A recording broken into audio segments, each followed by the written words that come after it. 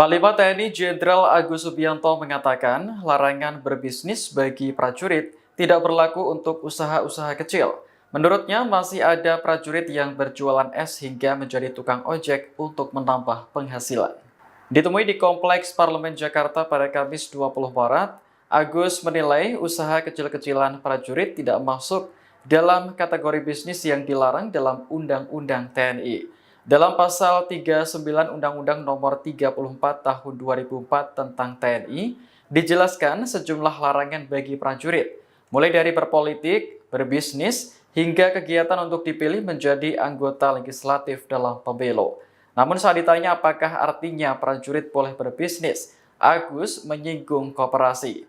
Ia menyebut koperasi nantinya akan dibuat untuk meningkatkan kesejahteraan prajurit. Belakangan Undang-Undang TNI menjadi sorotan karena direvisi oleh DPR secara kilat dan disahkan hari ini. DPR menyebut hanya 3 pasal yang diubah dalam Undang-Undang TNI, yakni pasal 3, 47, dan 53. Pasal tersebut mengatur kedudukan, perluasan, penempatan, dan usia pensiun prajurit. Download Tribun X sekarang, menghadirkan lokal menjadi Indonesia.